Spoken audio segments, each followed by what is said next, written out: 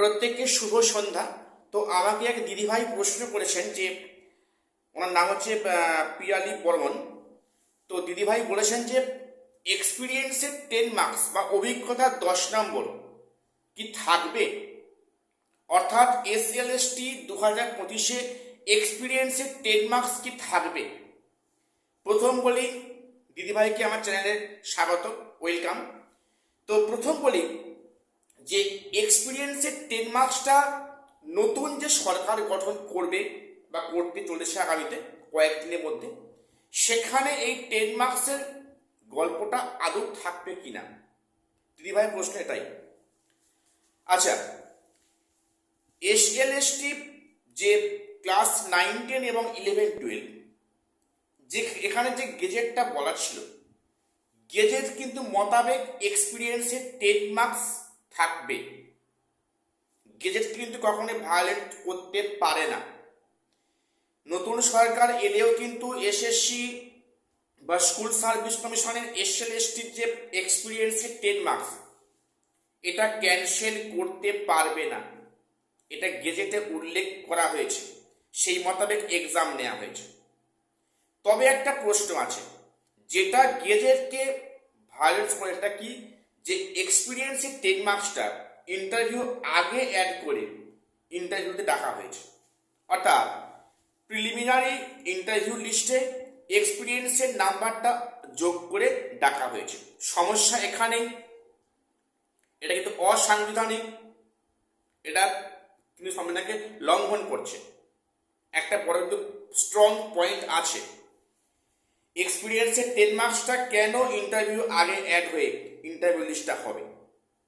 এবারে তার আগে বলি যে SSC group C, group D, সেখানে যা বিজ্ঞপ্তি, সেখানে কিন্তু পরিষ্কার বলা আছে যে এক্সপিরিয়েন্সের 10 মার্কস কিন্তু আগেই দেওয়া হবে।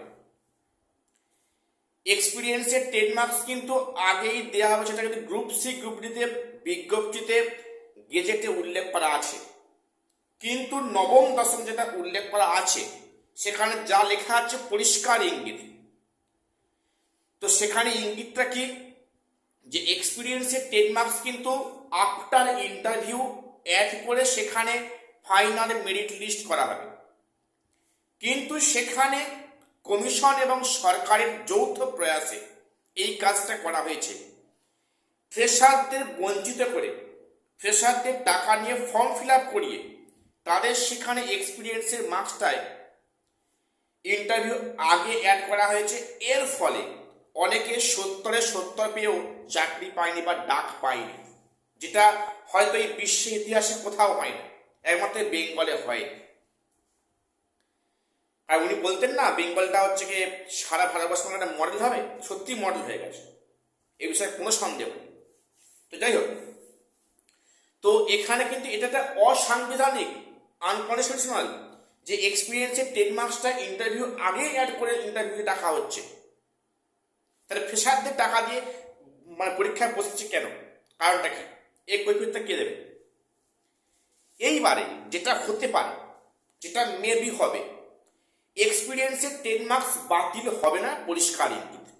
এক্সপিরিয়েন্সের 10 মার্কসটা বাতিল হবে না, এটা গেজেটে উল্লেখ আছে।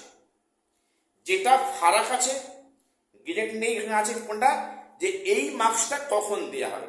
গেজেট বলছে ইন্টারভিউ পরে, এরা করছে ইন্টারভিউ আগে। এইবারে যেটা হবে, দেখো সেখানে তো আগের সরকার যে ছিল, যখন যে প্রাক্তন হয়ে গেছে, তো সেখানে তো সরকার বা সত্যি কথা বলতে এসএসসি তো অটোনমাস বডি, আমি আগে বলেছি ভিডিওতে, নামে অটোনমাস বডি, কিন্তু পিএসসি এসএসসি প্রত্যক্ষ পরোক্ষভাবে সরকার দ্বারা পরিচালিত হচ্ছে, কোথাও না কোথাও আছে। তোমরা দেখবে পিএসসির যিনি একজন পদে আছেন, উনি আবার এক রাজনৈতিক মানে দলের সঙ্গে প্রচারে নামছেন।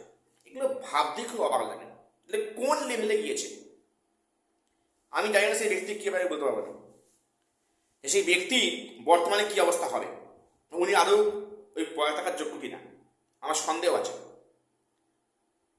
পিএসসির মতো একটা মানে সংস্থায় এক পদাধিকার ব্যক্তি সে কি করে একটা রাজনৈতিক দলের হয়ে প্রচার করে এবং করলে পরে সেই পদে থাকার উনি যোগ্য কিনা তা নিয়ে প্রশ্ন আছে। তো এবারে বলে রাখি যেটা হবে, আগের কি করতো কমিশন সরকার, যে এক্সপিরিয়েন্সের 10 মার্কস কিন্তু স্টুডেন্টদের মানে ক্যান্ডিডেটদের ইন্টারভিউ আগে জোর করে দেওয়া হয়েছে এক শ্রেণীর মানুষকে সুবিধে পাইয়ে দেওয়ার জন্য। এইবারে যদি এই সরকার যদি সেটা করতে না চায়, যে না যেমন গেজেট আছে তেমন গেজেট থাকবে, যেমন লেখা আছে এক্সপিরিয়েন্সের মার্কস ইন্টারভিউ পরে করা হয়, এটা যদি করে তাহলে কিন্তু এখানে কেসটা কিন্তু ঘুরে যাবে। অর্থাৎ এক্সপিরিয়েন্সের মার্কস বাদ যাবে না, ইন্টারভিউ পরে অ্যাড হবে। এখন দেখা যাক নতুন সরকার গঠন হোক, সেখানে শিক্ষামন্ত্রী কে হন দেখা যাক, সেখানে এসএসসি চেয়ারম্যান কে হয় দেখা যাক, এবং সরকারের কি পদক্ষেপ নিচ্ছে, সরকারের কি মনোভাব, তার উপর ডিপেন্ড করছে এক্সপিরিয়েন্সের 10 মার্কসটা কখন অ্যাড হবে। বাতিল কিন্তু হচ্ছে না, পরিষ্কার ইঙ্গিত বাতিল হচ্ছে না, ইন্টারভিউ আগে আর ইন্টারভিউ পরে। এবারে কোনটা সম্ভাবনা বেশি সেটা তো এখন এই মুহূর্তে বলা যাবে না, তবে হ্যাঁ যেটা মনে হচ্ছে এই সরকার কিন্তু একটা ন্যায় বিচার দিতে পারে, দেবে, সে প্রত্যাশা আমরা প্রত্যেক করেই এই ভোটটা দিয়েছি বা তাদের ক্ষমতা নিয়ে এসেছি।